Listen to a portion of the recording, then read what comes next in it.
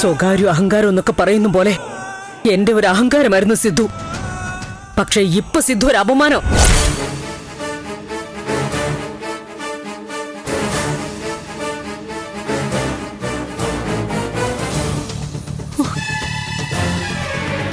അമ്മേ, എന്താ ഈ പറയുന്നേ? എന്താ ഞാൻ പറഞ്ഞതിൽ എന്താ തെറ്റ്? സോഷ്യൽ മീഡിയയിലൊന്നും കാണുന്നില്ലേ? സിദ്ധുവിനെ ആക്ഷേപിക്കുന്നു, അതിനൊപ്പം എന്നെ അപമാനിക്കുന്നു.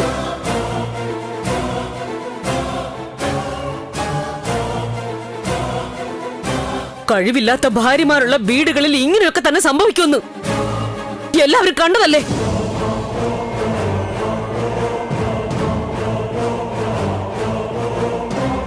അച്ഛാ, വാ തുറന്ന് എന്തെങ്കിലും ഒന്ന് സംസാരിക്കണം. നേരത്തെ പറഞ്ഞതുപോലെ ദഹിക്കാൻ ബുദ്ധിമുട്ടുള്ള കാര്യങ്ങളൊന്നും വേണ്ട.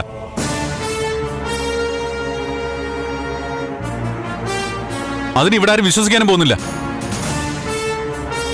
ഞങ്ങൾക്ക് മനസ്സിലാവണം അച്ഛൻ പറയുന്നത് സത്യമാണോ അല്ലയോ എന്ന്.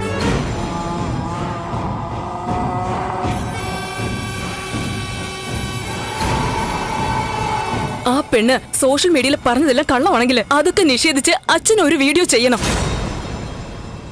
അതെ, അതാ വേണ്ടത്. നമുക്കത് അപ്ലോഡ് ചെയ്യാം. കൃത്യമായൊരു വിശദീകരണം. അച്ഛന്റെ സ്വഭാവം സംശയിക്കുന്നവർക്ക് അതൊരു മറുപടി ആവുകയും ചെയ്യും.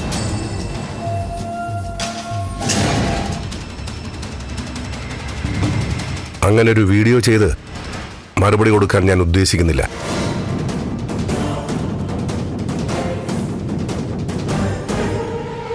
എന്നെ മനസ്സിലാക്കുന്നവർ മനസ്സിലാക്കിയാൽ മതി.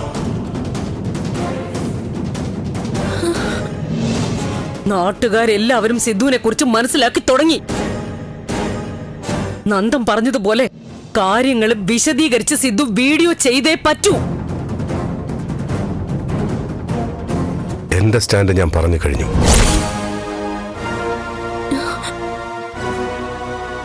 അച്ഛൻ അഗൈൻസ്റ്റ് ആയിട്ട് ഒരു സ്റ്റാൻഡും ഇല്ല. ആകെ മുങ്ങിയ കുളിരില്ല എന്ന് പറയുന്ന പോലെ ഇനി എത്ര അപവാദം കേട്ടാലും ഏക്കില്ല. അത്ര തൊലിക്കെട്ടി വന്നു കഴിഞ്ഞു.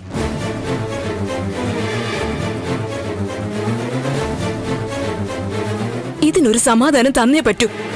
അച്ഛൻ താലി കെട്ടിക്കൊണ്ടുന്ന ഭാര്യയോടും മക്കളായ ഞങ്ങളോടും കടമ കാണിച്ചേ പറ്റൂ.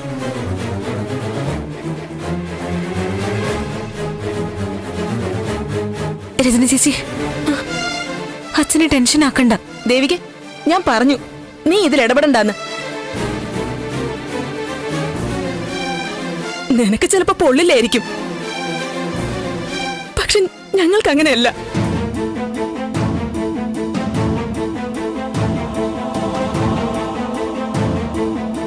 ഞങ്ങളുടെ മാത്രമാണെന്ന് വിശ്വസിച്ചിരുന്ന ഒരാളെ കുറിച്ച് നാട്ടുകാർ എന്തൊക്കെയാ പറയുന്നതെന്ന് നീയും കേട്ടതല്ലേ?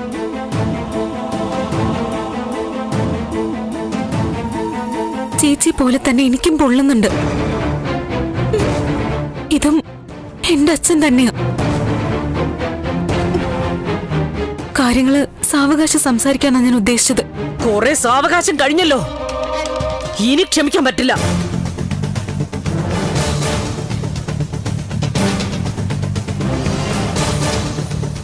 ഇപ്പൊ അറിയണം ആ പെണ്ണ് ഏതാണെന്ന്.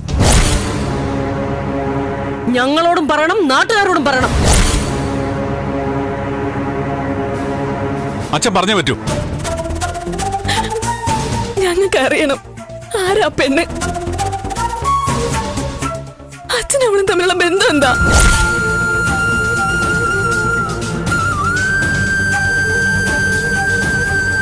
സിദ്ധുന്റെ മോളാണോ?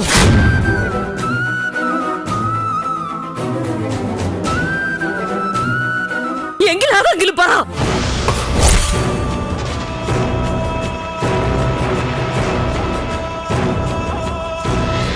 വീട്ടിലെ വിളക്ക് എല്ലാ ദിവസവും രാത്രി 8:30 ഫ്ലവേഴ്സിൽ. മഹാലക്ഷ്മി എല്ലാ ദിവസവും രാത്രി 9 മണിക്ക് ഫ്ലവേഴ്സിൽ.